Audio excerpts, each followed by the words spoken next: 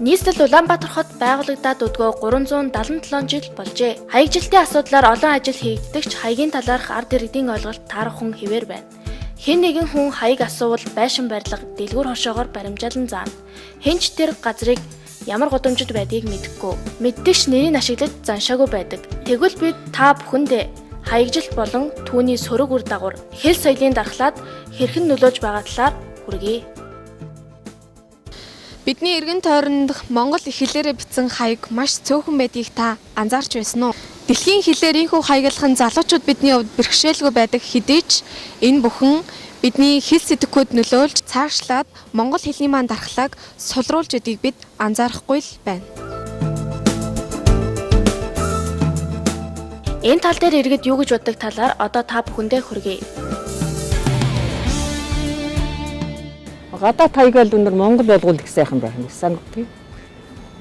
Одоо орчин үеийн хүүхдэд ямар тэр ойлгохгүй л гэдэг тэр бидний шиг биш. Монголоор ойлгохгүй л гэж боддог шин. Бидний хувьд яхаа нэг залуу хүмүүс учраас нэг хаяг рекламыг нэг хэлтэй байх хэрэгтэй учраас хаяг реклам шууд юм бол гайвах хэлбэр байдаг шүү дээ.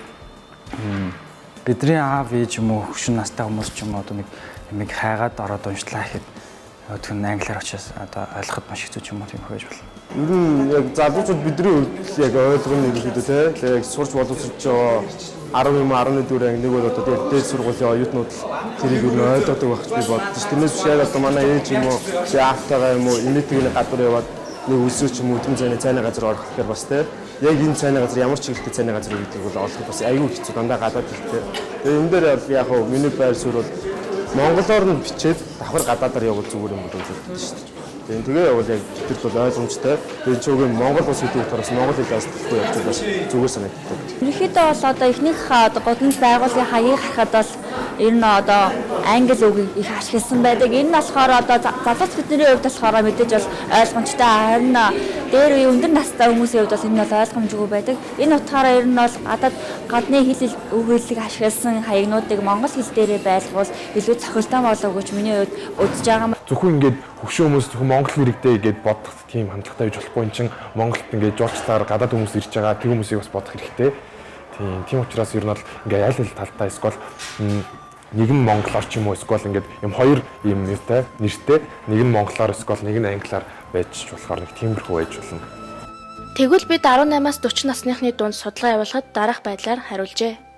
Гадаадаар хаяглах нь танд бэрхшээлтэй байдгүй гэсэн асуултанд иргэдийн дийлэнх нь тийм гэсэн хариултыг өглөө. Харин гадаад хэлээр хаяглах нь ямар сөрөг үр дагавартай гэж бодож байна гэсэн асуултанд үндэсний хэл соёлоо аажмаар алдах иргэдэд ойлгомжгүй гэсэн хариултыг дугуйлжээ.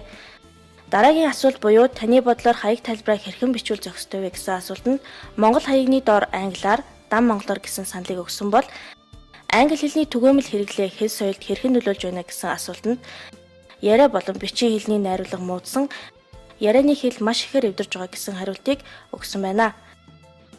Гадаад хэлээр хаяглах нь ямар сөрөг үр дагавартай гэж бодож байна гэсэн асуултанд ядаж хаяг тайлбараа монголоор бичих, хэвлэл мэдээллийн хэрэгслүүд энэ тал дээр анхаарч өөрсдийн нийтлэл нэвтрүүлэг тусах хэрэгтэй гэж иргэдийн олонх нь хариулсан байна.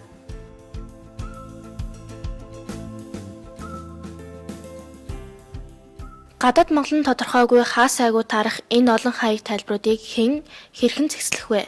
Хаяг зар сурчлагын самбарууд нь хотын өнгө үзэмжийг тодорхойлдог гол хүчин зүйл юм. Тиймээс аливаа хотод хаяг зар сурчлагын самбарын агуулга стандартыг тогтоож өгөх шаардлагатай байна. Энэ нь хүн бүрийн мэддэг энгийн зүйл мэт боловч бидний өмнө тулгараад байгаа гол асуудал юм. Ард иргэдээс үү эсвэл төр засгаас шалтгаалх уу гэдгийг бид эрдэмтдээс тодрууллаа. Тухайн улсын хэрэглэж байгаа албан ёсны бичгээр бол нэр хаягийг бичдэг. Тэрнийг нь стандарт тогтоодог юм журам байдаг. За жишээлбэл одоо эхлээд кирилл бичгээр албан байгууллагын хажууд нь бол эсвэл доор нь ч юм хажуудалд нь монгол бичгээр. За бүр зайлшгүй хэрэгцээтэй бол тэр хоёр бичгээс гадна одоо англиар ч юм уу одоо олон одоо нэр хаягийг англиар жижигээр ингэж тэмдэглэдэг юм журамтай байдаг. Манад бол ийм журам бол одоо энэ манай Улаанбаатар хотын засаг даргач гэдэг юм уу одоо энэ аймаг нийслэл хотын дүүргийн одоо засаг дарга нар бол энд бол их хатуу хууль баримталж ажиллах зүйтэй байхаа гэж би ингэж бодож байна.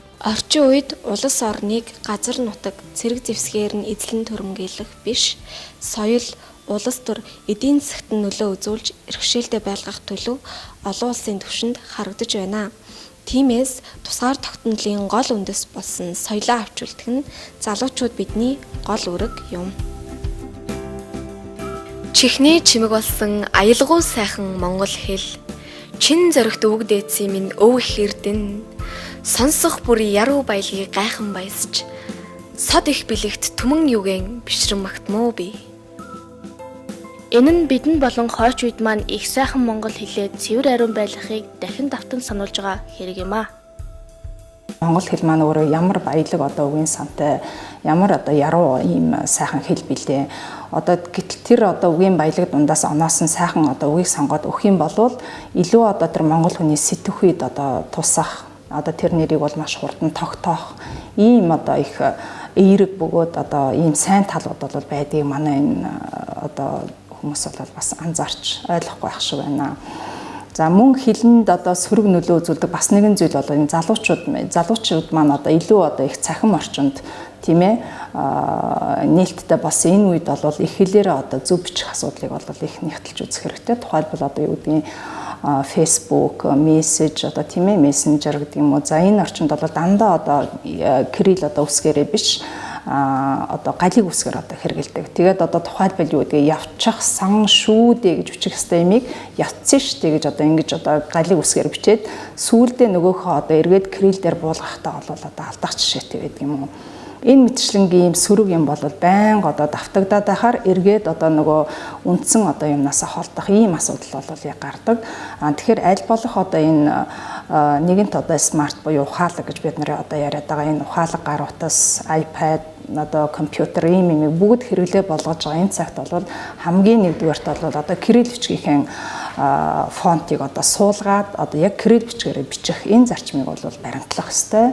За нөгөөтэйгөр бол одоо нэгэнтээ монгол хэлний их тайлбар тойл, за монгол хэлний хэл зүйн тойл гэдэг ийм одоо цахим тойлууд гарцсан байгаа. Энэ тойлуудыг одоо яг бүхэн болго одоо утсан дээрээ суулгаад түүнийг одоо өдөр тутмын хэрэглээгээ болгож бас ашиглаж сурах хэрэгтэй.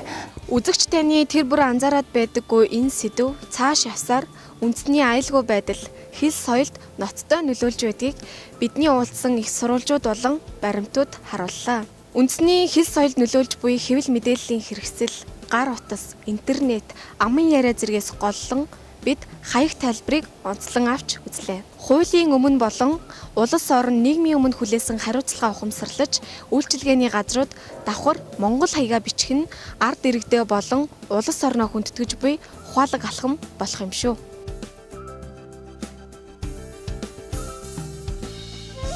Иймээс ирээдүйн хойч үедээ их хэл соёлоо бүрэн гүйцэд өвлүүлэхийн тулд иргэд болон аж ахуй нэгж албан байгууллагууд үүргээ ухамсарлаж хууль дүрмээ мөрдөхөн зүйтэй.